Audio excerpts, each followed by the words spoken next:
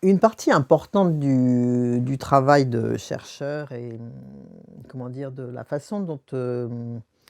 on mène sa barque en tant que chercheur, c'est aussi les relations qu'on a avec nos aînés,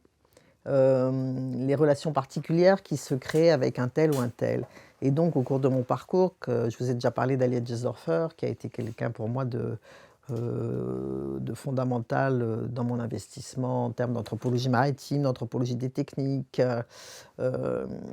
mais il y a aussi donc, on a parlé aussi de Suzanne Lallemand par rapport à tout ce qui est circulation enfantine, anthropologie de l'enfance, ou de Chantal Collard aussi sur l'adoption et l'enfance en danger.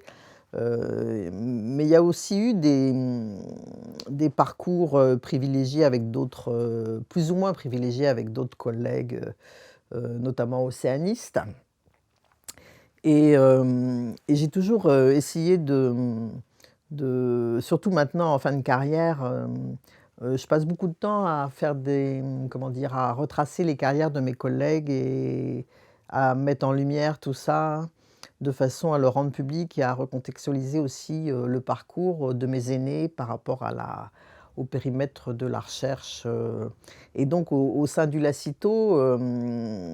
j'avais donc le Lacito est un laboratoire qui a été créé par Jacqueline Thomas et Luc Boucquiot à l'époque, qui avait donc une vision de la recherche, mêlant, beaucoup,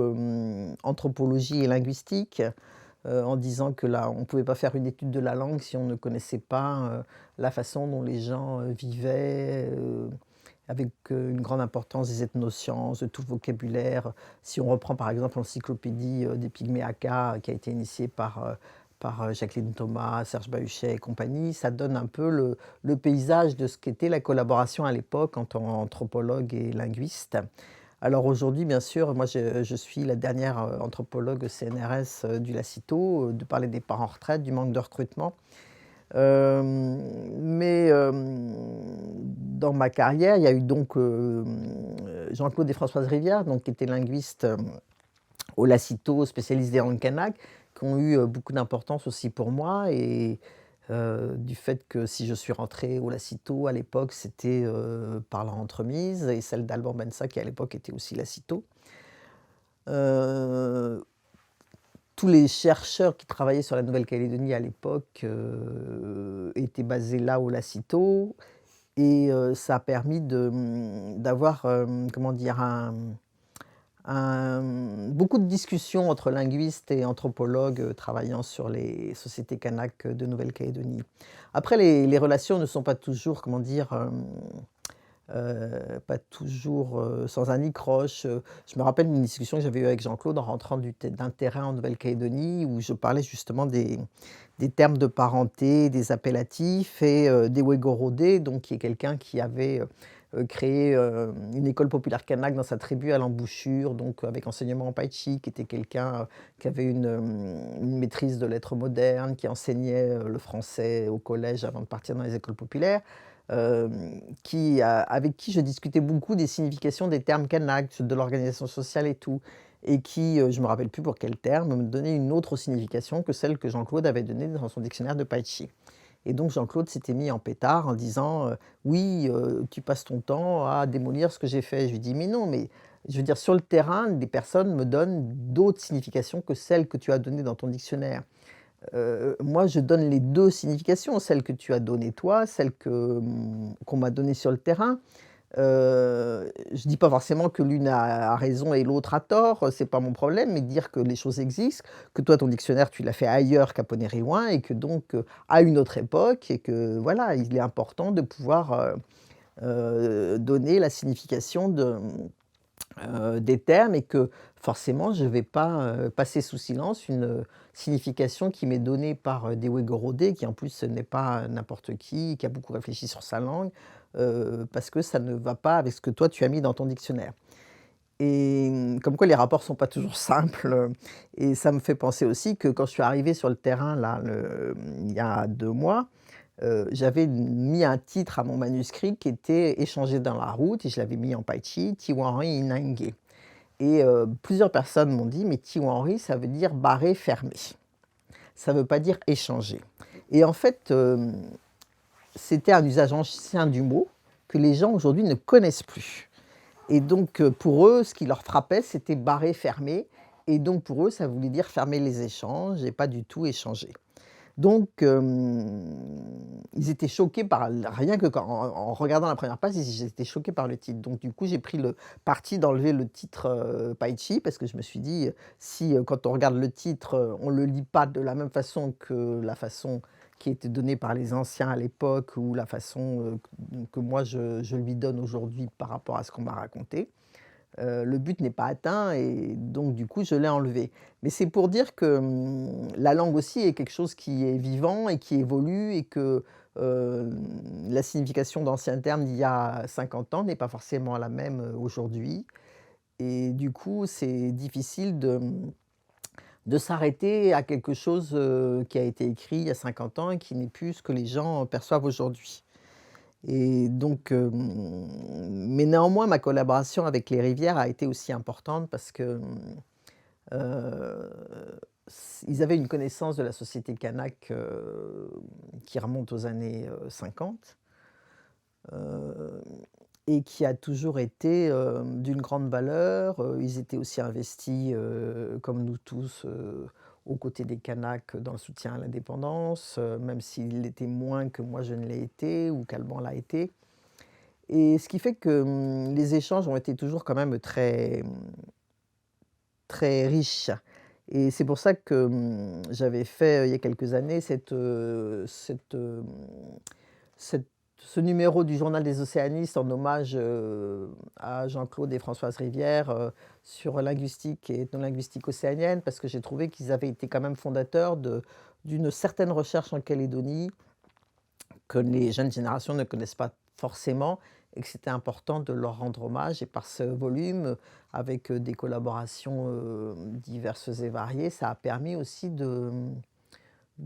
mettre au jour, toute une carrière, et dans ces cas-là, moi j'aime bien, retracer la carrière des chercheurs à partir de leur dossier, chercheur au CNRS, et je demande les autorisations aux services compétents pour pouvoir consulter leurs dossiers, pour pouvoir retracer un peu. Parce que c'est aussi à l'image, de l'évolution de ce qu'a été notre institution CNRS, comment ça a changé. Au départ, on était chercheurs, contractuels avant de devenir, fonctionnaires en 82, et tout ça a eu une influence aussi sur la façon dont les carrières ont évolué, à l'époque, la façon dont les hommes faisaient leur carrière beaucoup plus facilement que les femmes aussi, ça aussi on s'en aperçoit quand on consulte les dossiers chercheurs. Par exemple, Suzanne Lallemand qui est la dernière à qui pour laquelle j'ai retracé la carrière l'année dernière, on se rend compte qu'elle a été quand même très, entre parenthèses, entre guillemets, «maltraitée» par l'institution. Elle n'est jamais passée, directrice de première classe, alors qu'elle a une thèse d'État sur, la circulation, des enfants en société traditionnelle, qui est une masse de connaissances qui fait référence, auprès de toutes les personnes qui travaillent sur, l'adoption, la circulation des enfants. Et moi-même, j'étais étonnée à la lecture, de tout ça, de tout son dossier, des avis des collègues, qu'elle n'ait jamais réussi à passer directrice de recherche de première classe. C'est comme quoi, l'institution n'est pas forcément, toujours très juste, envers les membres envers les chercheurs, les collègues. Et donc, là, en fin de carrière, j'essaye de retracer comme ça les carrières des personnes qui ont compté, dans mon itinéraire. Donc il y a eu les rivières, Suzanne Lallemand que je suis en train de faire là maintenant. Je vais faire ensuite Aliette Jesdorfer, parce que j'estime que c'est important pour les générations qui nous succèdent, d'avoir un regard, sur, les gens avec lesquels on a travaillé, qu'on a côtoyés, de rendre compte d'itinéraires, de périmètres, d'aussi de personnalité. Parce que, la recherche que l'on fait, elle est très,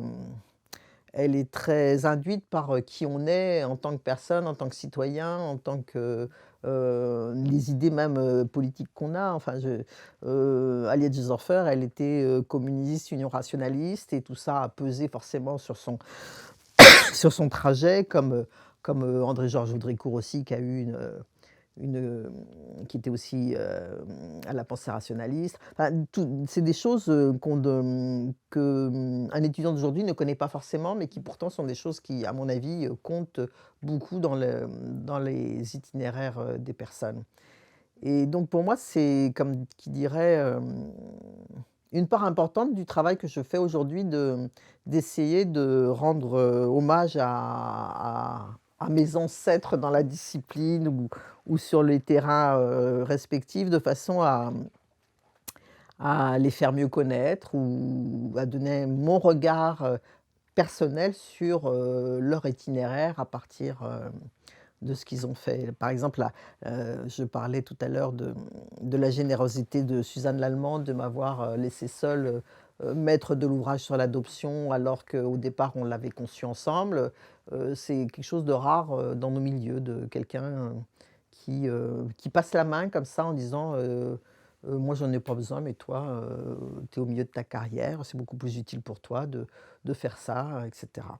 Et des gens comme ça, on en rencontre finalement, pas beaucoup, pas assez. Et moi aujourd'hui, j'essaye aussi de faire la même chose, par exemple, avec mon collègue Bertrand Masquelier, on fait au sein du Lacito, des séminaires et des opérations de recherche en anthropologie linguistique, depuis, les années, je sais pas, 2000 et quelques, je me rappelle plus la on a commencé par la nomination qui était un travail, je veux dire, pour moi, c'était quelque chose d'important sur le terrain à l'époque, et quelque chose d'important aussi pour Bertrand. Donc on a commencé 8 années là-dessus, faire un séminaire sur, la nomination. Ensuite, on est passé à la métaphore. Aujourd'hui, on est sur, jeu de langage et donc c'est aussi une façon, de donner la parole à certains jeunes qui commencent dans la carrière ou des moins jeunes et d'essayer de donner une transmission à ce qu'on a pu faire pour nous pendant des années au sein du Lacito, puisque Bertrand est à la retraite, depuis bien avant moi, depuis 2012 je crois, et donc de continuer à mettre le pied à l'étrier à des jeunes collègues, sur l'anthropologie linguistique et essayer de faire en sorte que l'anthropologie linguistique continue à exister au sein du Lacito, où maintenant il n'y a plus que des linguistes, purs et durs, je dirais, qui n'ont pas forcément la vision de départ de Jacqueline Thomas de la nécessité de mêler, anthropologie et linguistique. Alors moi, j'ai pas fait, je peux pas dire que j'ai fait de l'ethnolinguistique, stricto sensu, c'est-à-dire que moi j'ai fait de l'anthropologie et que l'ethnolinguistique fait partie d'un certain nombre de domaines que j'ai comme l'ethnoscience, la technologie ou que j'ai la parenté, que j'ai abordé au cours de mes terrains, qui m'ont servi à étudier un certain nombre de questions, mais qui ne sont pas forcément, la clé unique de mon travail. Par exemple, j'ai fait un papier sur, le vocabulaire de l'échange et le vocabulaire, marchand. Comment le vocabulaire de l'échange est passé dans le vocabulaire marchand en Nouvelle-Calédonie. Comment on a, pris le vocabulaire de l'échange pour, dire vendre, acheter et cetera.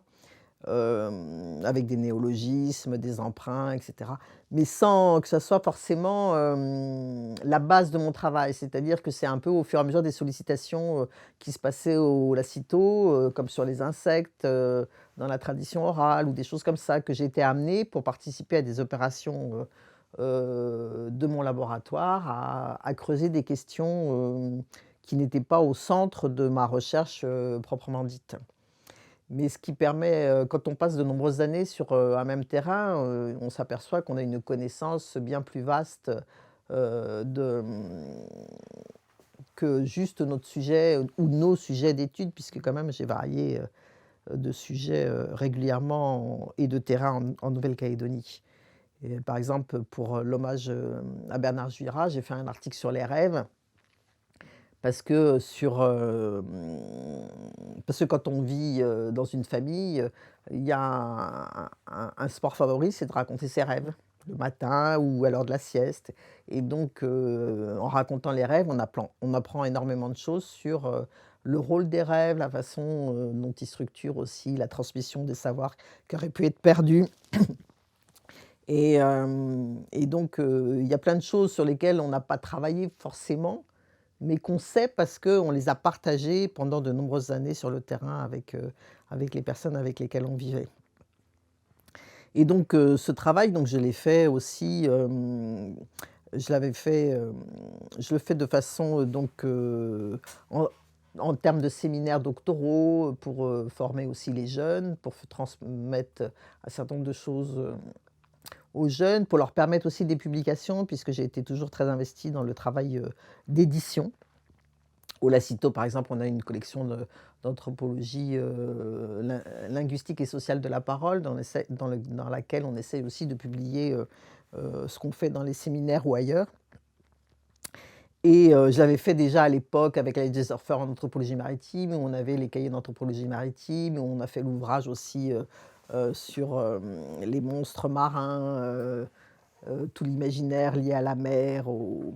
et donc dans tout ce travail, je m'occupais aussi de toute la mise en forme de ces ouvrages, parce que peut-être que c'est un atavisme familial, j'ai toujours été intéressée par l'édition et que si j'avais pas été anthropologue, j'aurais peut-être travaillé dans l'édition, je ne sais pas, mais c'est toujours, un travail qui m'a beaucoup intéressée et que je trouve, qui est très enrichissant de publier les autres, et c'est ce que j'ai fait aussi avec aux océanistes à la Société des océanistes pendant plus de 20 ans, en étant rédactrice en chef du journal et puis en faisant aussi des collections d'ouvrages, en ayant développé, de nombreuses collections d'ouvrages qui n'existaient pas. On avait les publications de la Société des océanistes créées depuis l'origine, et moi j'ai rajouté plusieurs collections, les comment dire? Les travaux et documents qui permettent d'avoir un format de volume plus important, avec beaucoup d'illustrations, qui a un grand format, et que j'ai inauguré avec mon ouvrage sur la pêche, en milieu kanak, vivre de la mer, et où j'espère publier mon dernier ouvrage sur, Poney Riouin, là, que je suis en train de terminer.